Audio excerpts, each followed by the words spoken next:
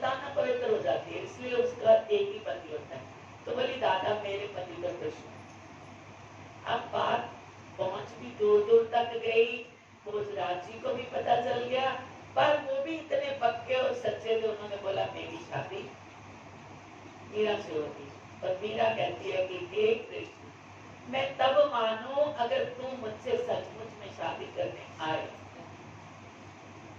ऐसा मीरा जी की कथा में आता है कि वो ससुराल वाले कुछ सामान भेजते हैं लड़की के लिए, तो जिस दिन सामान आया उससे एक दिन पहले द्वारिकाधीश के वहां से भी सामान आया, ठीक वैसा सामान जो सामान होता होता, उधर से भी आया उधर से भी आया।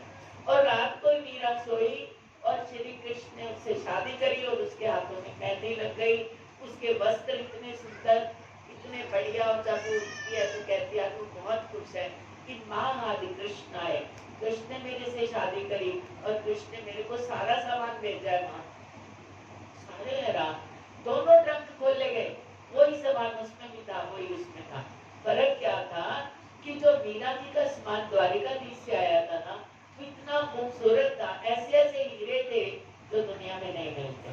तो ये तो भोजराज भी मान गए, ये सब मान गए कि मीरा की शादी तो भाई श्री कृष्ण से।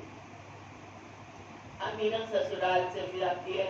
महाराज भोजराज बहुत दयालु थे, उन्होंने अपनी माँ को बहन को समझा दिया कि मीरा जी को तंग नहीं करना, पाप लगेगा। उसने नारायण को साक्षात्कार किया, उसको करने दो जो करती है, ये शुक्र करो वो हमारे घर में है। बहुत अच्छे थे वो, पर वो बहुत दिन जिंदा नहीं रहे, 5-10 साल जिंदा रहे। तो किसी युद्ध में उनको चोट लगी, जबरदस्त चोट लगी, जिससे उनकी डेथ हो गई। डेथ होने से पहले भोजराज जब लेटे हुए हैं, अंतिम श्वास गिन रहे हैं, तो उन्होंने मीरा को याद किया कि मीरा को बुलाया जाए।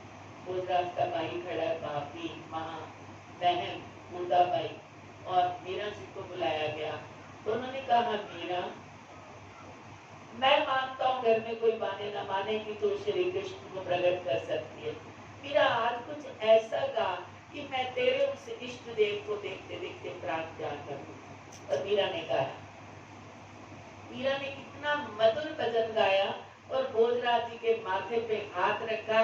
महाराज अब आगे खोलिए, देखिए मेरे कृष्ण आपके सामने आएंगे। और वो आए और उन्होंने प्रणाम करके शरीर त्याग किया। और उसके बाद मीरा जी का क्या हुआ आपको पता है। उनके जो दूसरे भाई थे, जब वो राजा बने तो उनको ये सब अच्छा नहीं लगता था, उनको झूठ लगता था। भक्त की गति तो भगवान जानते हैं, संसार नहीं जानता।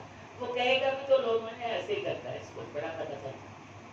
तो धीरे धीरे इतने कष्ट आए मीरा पर मीरा ने त्याग नहीं किया अपने ससुराल का। मीरा ने तुलसीदास जी को एक चिट्ठी लिखी है। अब मीरा जी ने पूछा है कि है प्रभु, जब मेरी शादी हुई थी मुझे सिखाया गया था कि मुझे वहीं पे रहना, और आज मेरी जो हालत कर रहे हैं लोग, तो क्या मुझे यहीं रहना चाहिए या त्याग कर देना चाहिए। तुलसीदास जी ने जवाब दिया है, जाके प्रिय ना राम स्नेही, त्यज्यो कोटि वैरी सम यद्यपि परम स्नेही। जिनको राम से, भगवान से, कृष्ण से प्यार नहीं है, वो तेरा कुछ नहीं लगते। त्यज्यो कोटि वैरी सम, 1 करोड़ दुश्मन समझ के उसका त्याग करते, क्योंकि चाहे वो कितने भी नजदीक के रिश्तेदार क्यों ना। तो मीरा ने महल का त्याग किया और मीरा जी पैदल गई है वृंदावन। वृंदावन मीरा चली जाती है, पर उससे पहले उसकी सारी बातें, सब लोगों को पता था मीरा ने जहर पिया, मरी नहीं। मीरा को सांप बेचे, सांप ने काटा नहीं, हार बन गए, सारी बातें वहां तक पहुंच गई थी।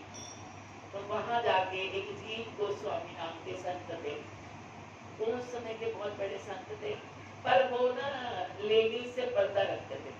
इधर लेडीज होती थी, उधर एक पर्दा लटका देते, इधर जेंट्स के सामने बात करते। मीरा ने पूछा यहाँ के सबसे बड़े संत कौन है, बोले जी जीव गोस्वामी। तो मीरा मिलने जाती है, जाती तो वहां देखा पर्दा, तो वो कहती मैं जाना एक पुरुष जगत सब नारी, कि सारा संसार नारी है, एक ही पुरुष है वो कृष्ण है। ये 2 पुरुष कहाँ से आ गए, ये कहाँ से पुरुष आ गया जो नारियों से पर्दा करता है। इसने मेरे कृष्ण को नहीं देखा, तो पीछे से भाग के वापस आ गई सीढ़ियों से। तो वो संत दौड़े उसके पीछे कि मीरा अटक, तेरे जैसा भी कोई नहीं आया जिसको सिर्फ कृष्ण पुरुष नजर आते हैं, तेरे जैसों से पर्दा नहीं है मीरा जी, आप नहीं जाओ, आप रुक जाओ। बोले नहीं, मुझे वृंदावन नहीं रहना, जो मेरी महिमा करे मुझे उसको नहीं, वहां नहीं रहना, मुझे वहां रहना जहाँ मेरे सावरे की महिमा, जहाँ मेरे कृष्ण की महिमा। वो महलों में रहने वाली बिटिया कहाँ मेवाड़ आई, कहाँ वो पैदल पैदल वृंदावन से द्वारिका चली, कैसे गई होगी आप सोचो। पर वो गई, अपने कृष्ण के लिए गई, और वहां पे जाके उसको लगा यहाँ पे कोई नहीं आएगा, अब एक तू और एक मैं, तो अब वो कृष्ण के आगे रोज नए पद लिखती है, रोज नए भजन लिखती है, रोज भगवान को सुनाती है, रोज उनके आगे नाचती है। और इधर क्या हुआ, मेवाड़ में अकाल पड़ गया, बारिश नहीं हुई, अनाज नहीं हुआ, लोग भूखे मरने लगे। तो ज्योतिषियों ने बताया कि आपको पाप लगा है राणा जी, आपने अपमान किया है भगवान की प्यारी का, उसको मना के लाओ, वापस लाओ, फिर यह अनाज होगा, नहीं तो ऐसे ही मरोगे। तो अब उन्होंने बहुत जनों को भेजा, कई लोग मनाने गए, मीरा जी नहीं आए, तो लास्ट में राणा जी खुद गए मनाने। अब उनको समझ नहीं आई कि मुझे क्या कहना चाहिए। उन्होंने बोला कि मैं वापस चलूंगी, पर मैं जरा अपने भगवान से आज्ञा ले लूं। जो द्वारिका गए हैं आपने देखे, इतने से श्री कृष्ण वहां को, इतने से बड़ा साइज नहीं है। तो वो श्री कृष्ण के पास जाके रोने लगी कि कान्हा, तेरे को ये भी अच्छा नहीं लगा कि मैं तेरे पास रह जाऊं, तो अभी मेरे को क्या होगा, मैं क्या करूं, मैं वापस वहीं भेजना चाहता तो मेरे को। पता नहीं उसने कैसे बोला कि भगवान जो है एक बार मजाक करने लगे, क्या करूं मैं, चली जाऊं, तो भगवान कहते हैं चली जा। तो आज मीरा को कृष्ण पे गुस्सा आ गया, कहती है तू कवाला ही रहा, तेरे को बस गौएं चरानी आती है, तेरे को किसी के प्यार की कदर नहीं है, तेरे को प्यार करना नहीं आता, ठीक है मैं चली आती हूँ। तो मीरा साड़ी पहनती थी, मीरा मुड़ी, आंखों में आंसू, मुड़ती है तो कृष्ण उसका पल्लू पकड़ लेते साड़ी का, कहते नहीं मीरा तू आ जा। और भगवान इतने विशाल बन गए और शरीर सहित मीरा जी को निकल गए। मीरा जी साक्षात शरीर सहित श्री कृष्ण में समा गई, द्वारिकाधीश इतने बड़े हो गए, निगल गए मीरा को, और एकदम सन्नाटा छा गया, क्या हुआ। और भगवान फिर छोटी अवस्था में आ गए और उसकी साड़ी का पल्लू मुंह से लटकता था। कोई ये ना कह दे कि मीरा कहीं समुद्र में बदन चलाक लगा दी है, मीरा कहाँ चली गई है, मीरा भाग गई, नहीं, भगवान 3 दिन तक उसकी साड़ी का पल्लू लटका रहा और फिर वो भी निकल गई। ये इसको मोहब्बत कहते हैं, ये प्यार है, जिन जान कुर्बान करनी पड़ती है, ऐसे थोड़ी बातों से खुदा नहीं मिलता भाई, कुछ करना पड़ता है। जब से पैदा हुए तब से भजन गाने लगे, जब से पैदा हुए भगवान को याद करने लगे, अभी करते ही जा रहे हो, कभी उसका जलवा तो देखो, उसका प्यार तो देखो, उसकी हंसी तो देखो, उसका रूठना तो देखो, हर अदा में मस्ती है, करके देखो। ये करने की बात है, कहने की नहीं, करने की है। तो प्रेमियों दोनों को आज बहुत ही सौभाग्यशाली दिन है, ये हमारे बच्चे शादी करके महाराज जी के चरणों में आशीर्वाद लेने आए।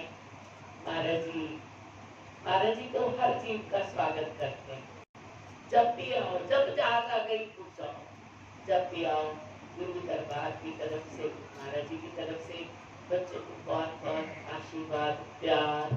और मैं समझती हूँ जो बच्चे गुरु महाराज जी के दरबार में आके ज्यादा भाग्यशाली। सबके घर में गुरु महाराज जी नहीं होते, सबके घर में आरतियां नहीं होती, सबके घर में भगवान जी से खेला नहीं जाता।